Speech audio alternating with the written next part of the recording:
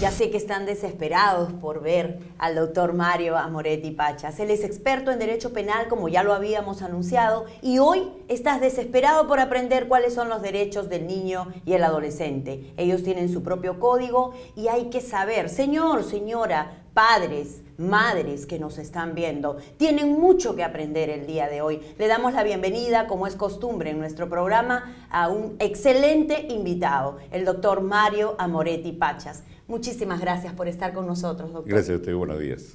Derechos del niño y el adolescente. Usted, como experto en derecho penal, ¿qué nos podría decir? ¿Cuál es lo básico que todos tenemos que respetar en los niños y los adolescentes? El principal derecho de los niños es a no ser maltratados psicológica ni físicamente. No solamente por los padres, sino por todo su entorno familiar y sobre todo por los profesores. Desgraciadamente, en estos últimos tiempos, vemos que este derecho que tienen los niños no es respetado, y principalmente por los padres. El maltrato psicológico y físico en muchas oportunidades da lugar, y lo digo por experiencia, no solamente en clases bajas, hablando de esta situación para clarificar el hecho, sino también en clases altas y medias. Esto, ¿cuándo y en qué momento se cristaliza este trauma originado a los hijos? Cuando cometen algún hecho delictivo, ya sea de adolescentes o ya sea de adultos. Se dedican a la drogadicción, terminan como homosexuales. Y en realidad, de acuerdo a las pericias psicológicas y psiquiátricas que se han llevado en muchas de las personas que de una u otra forma se encuentran involucradas en hecho delictivo, siempre se va hacia la niñez. Los padres son los que incuban, ¿no? Los que generan esta violencia en estos seres humanos. Nunca me voy a olvidar un dicho que lo aprendí cuando tenía 15 años, nada más. Educa al niño si no quieres castigar al hombre. Y eso se aplica perfecto en esto que usted está diciendo. Y sobre todo, que lo he visto en el hijo de una persona, un gran empresario multinacional, en la que el hijo... Se dan todos los estratos, todos los estratos. Antes era que los más pobres, pero ahora ya no. En todos los estratos. Y sobre todo la falta de atención hacia los niños. ¿Qué le cuesta al padre o a los padres dedicarle horas a los niños? No puede, bueno, por razones de trabajo, pero sábados y domingos. Claro. Dedicarles a los niños, porque esto se refleja más adelante. El comportamiento del adulto va más allá de lo normal o regular. Vayamos nosotros, ¿qué le pasó en su niñez? Todo nace de ahí. Por supuesto. Todo nace de ahí. Alrededor de 8.000 niños, dice en mis informes, niñas y adolescentes del Perú sufrieron maltrato psicológico y otros 4.000 maltrato físico durante el 2012. Según reportes de los módulos de atención del maltrato infantil y del adolescente en salud, instalados en hospitales públicos. ¿Qué nos podría decir usted acerca de esto y cómo prevenirlo? Porque los padres desconocen completamente, no me puedo incluir porque como soy abogada tengo la obligación de saber, pero los padres desconocen cuáles son las implicancias legales de no tratar bien a sus hijos, de no ser cariñosos con ellos, de no cumplir con sus obligaciones como padres. En realidad, este incremento de maltratos que en muchas oportunidades, ya sea porque el autor es el padre o ya sea porque el autor es la madre, el otro cónyuge trata de silenciar este hecho. Y en realidad no mide las consecuencias al futuro. Es allí que tenemos nosotros la legislación de violencia familiar. Un cónyuge permisivo. Exacto. A raíz de estos hechos se han dictado leyes de violencia familiar, se han incrementado las penas cuando el agraviado es un menor de edad. Y es mucho más grave las penas en los casos en los que el autor es un padre, es el curador, es el tutor o alguien que tiene el encargado de velar por la salud e integridad física del niño. Pero vayamos nosotros a un hecho bien concreto. ¿Qué pasa con los profesores que toman conocimiento de estos hechos? ¿Qué pasa con los colegios donde se ve el maltrato de los compañeros hacia el más débil o el que no tiene carácter para defenderse? El famoso bullying. Bullying.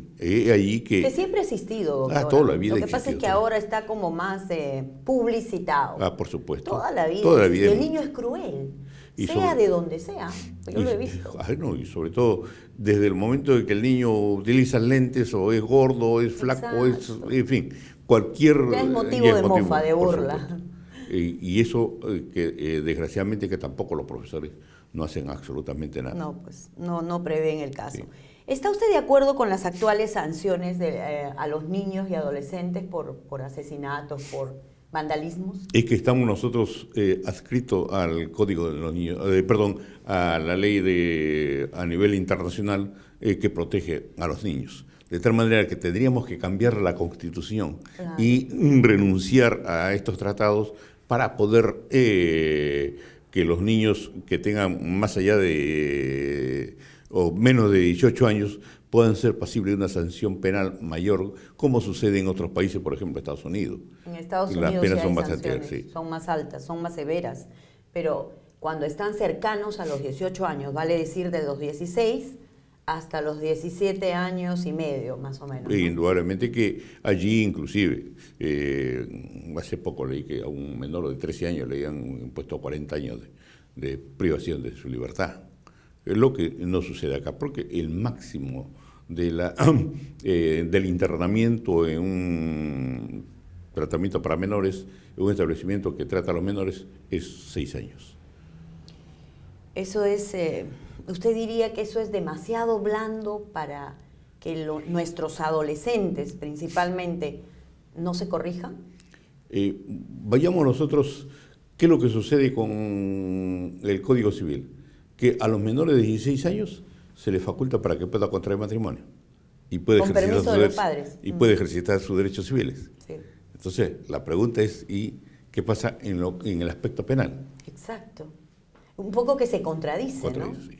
Y aquí estamos hablando, muy poca gente sabe que los niños tienen tienen leyes internacionales, Exacto. amparadas por un tratado, Claro. los derechos internacionales del niño. El convenio de Sumado Viena. a eso, tienen su propio código, el código del niño y el adolescente. Muy poca gente sabe Casi eso. no. Los padres que nos están viendo hoy están aprendiendo muchísimo porque lamentablemente el desconocimiento siempre será atrevido, ¿no? Y el conocimiento siempre tendrá poder. Ahora ya van a saber a lo que se atienen cada vez que tratan mal a sus hijos. ¿Cómo podríamos, doctor, en su experiencia, prevenir esta violencia dentro del seno familiar?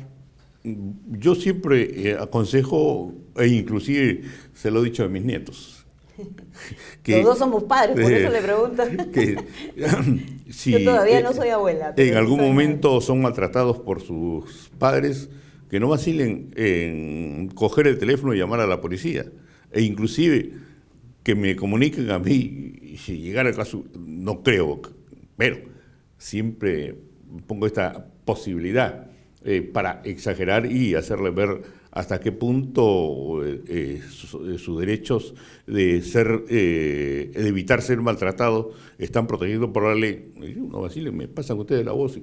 Y si voy a la comisaría y hay que detener a cualquiera de ellos, sea mi hija o mi yerno, pues que pague las consecuencias, porque un niño se le respeta. Por supuesto. Porque el futuro de ese niño va a ser un dolor de cabeza para los padres. Y es el momento que deben aprender, y ellos lógicamente lo saben. Mi hija y mi yerno lo saben muy bien porque son abogados los dos. Qué Así bueno. que, pero siempre es necesario, es de vital importancia. Y mi nieta, que tiene 4 años, ¿sabes? Un momentito, tengo deberes. Deberes y derechos. derechos. Bueno, así que- Qué lindo. Ahora ya les están enseñando en el Sí. colegio cuáles son sus derechos, cuáles son sus deberes. Eso es súper importante. Sí. Pero, perdón, yo le preguntaba cómo prevenir esto, porque el niño, vamos a suponer que tenga 4 años, no va a poder llamar a un teléfono. ¿Lo pueden hacer los vecinos? ¿Lo puede hacer ¿Cuál? una persona que está pasando por ahí? Cualquier persona. Eso es importante que la gente lo sepa. Cualquier persona, y hay lo que se conoce una denuncia por acción popular. cualquier persona que tenga conocimiento de un hecho delictivo está en la obligación, más aún si se trata de un niño. ¿Se va a involucrar en el proceso? Porque ese es el temor de nuestros televidentes. De ninguna manera. No tiene que involucrarse en el proceso. Porque inclusive la ley exonera de responsabilidad. Si yo voy pasando por la calle y escucho el llanto de un niño y me doy cuenta que está siendo maltratado, puedo ingresar, romper la puerta y a mí no me van a denunciar por haber violado el domicilio. Claro. Porque por encima de esa violación está justamente es la supremacía protección de la realidad, se llama, ¿no? En derecho. La supremacía de la realidad. El bien jurídico protegido es el niño en ese momento. Por supuesto. Entonces yo puedo ser vecina, puedo ser transeúnte, puedo ser lo que fuera, pero estoy velando por el fin supremo, que en ese momento es el niño. Es el niño. ¿Verdad? Así el bien jurídico protegido en ese momento es el niño. Miren cómo aprenden en este programa. Regresamos enseguida tras la pausa aquí, en tu programa, Haciendo Uso de Tus Derechos.